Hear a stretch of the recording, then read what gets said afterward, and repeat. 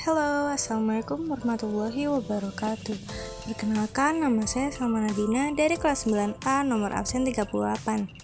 Di sini saya akan melakukan uji praktikum membuat tape ketan. Nah, yuk langsung simak saja pembuatannya.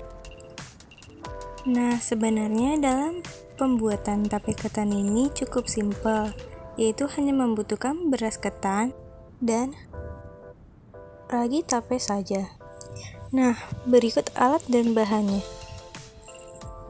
Yang pertama, beras ketan. Beras ketan yang saya gunakan ini seberat 1 liter atau setara dengan 800 gram. Beras ketan ini berwarna putih dan hitam dengan berbanding 3:1. Nah, beras ketan yang kedua, saya menggunakan beras ketan berwarna putih. Tetapi pada beras ketan ini saya akan menambahkan dengan pewarna berwarna hijau. Dan selanjutnya adalah centong nasi. Selanjutnya ada daun pandan, mika sebagai wadah, dan dandang.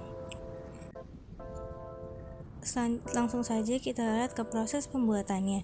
Jangan lupa untuk memanaskan dandang terlebih dahulu. Langkah pertama, kita akan mencuci beras terlebih dahulu. Cuci beras ketan minimal 3 kali hingga bersih sampai airnya bening. Dan jangan lupa digosok-gosok di jari tangan supaya kulit airnya lepas.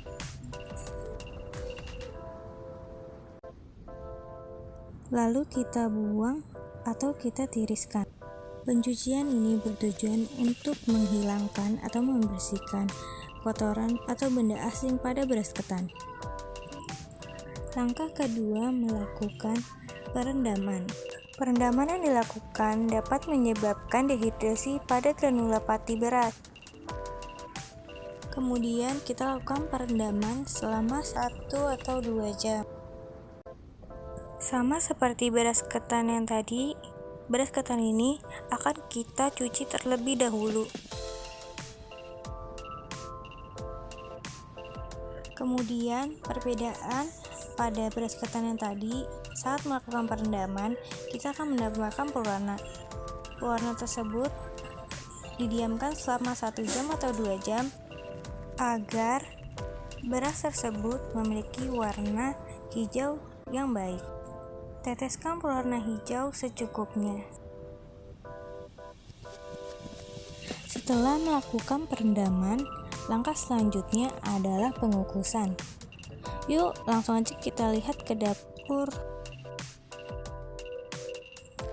Angkat dan tiriskan. Sebelumnya, taruh daun pandan terlebih dahulu. Terakhir, atasnya ditambahkan daun pandan lalu ditutup. Sehabis itu, pindahkan beras ketan setengah matang yang sudah dikukus selama 15 menit, lalu tambahkan air panas. Dengan catatan pada saat menambahkan air tidak kebanyakan atau kesedikitan. Kemudian lakukan pengukusan kembali kira-kira selama 30 menit. Kemudian kita akan melakukan pendinginan. Usahakan pada saat pendinginan menggunakan wadah dengan permukaan yang luas untuk mempercepat proses pendinginan. Nah, setelah dilakukan pendinginan, sekarang saatnya peragian. Ragi dihaluskan terlebih dahulu untuk memudahkan okulasi. Fungsi ragi tape untuk memecah glukosa menjadi CO2, asam asetat, energi, dan alkohol. Setelah melakukan peragian, saatnya melakukan pencampuran antara ragi dan beras ketan. Aduk hingga merata. Dengan catatan, gunakan setengah dari ragi yang dibutuhkan, karena kita akan melakukan peragian kedua di atasnya. Lalu kalian bisa aduk lagi hingga merata. Lakukan hal yang sama pula pada beras ketan yang berwarna hijau.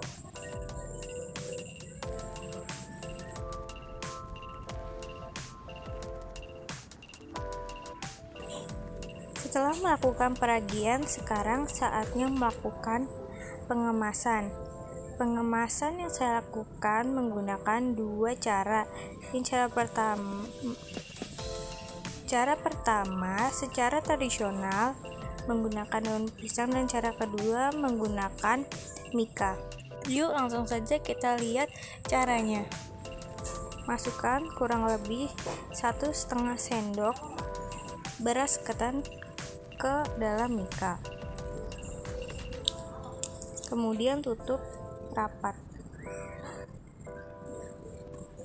Selanjutnya cara kedua, menggunakan daun pisang. Bungkus seperti nasi uduk. Nah, yang terakhir tinggal di staples saja di atasnya, lalu dirapikan sedikit dengan cara digunting. Lakukan hal yang sama kepada beras ketan yang lainnya hingga selesai.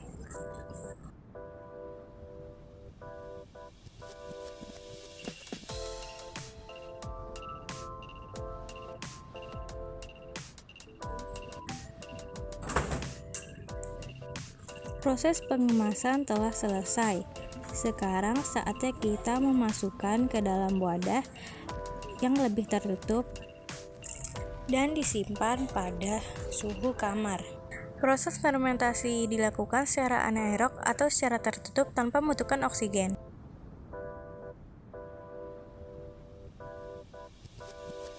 Tape ketan telah jadi, saatnya kita mencobanya. Nah, sebelum itu saya akan menunjukkan hasilnya. Dengan 1 kilo beras ketan kita dapat menghasilkan kurang lebih 50 cup tape ketan dengan ukuran kecil dan 20 pada wadah daun pisang. Nah, sekarang saatnya kita mencobanya.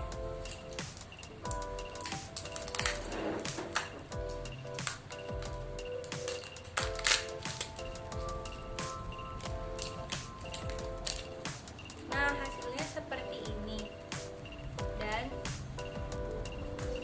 ada airnya.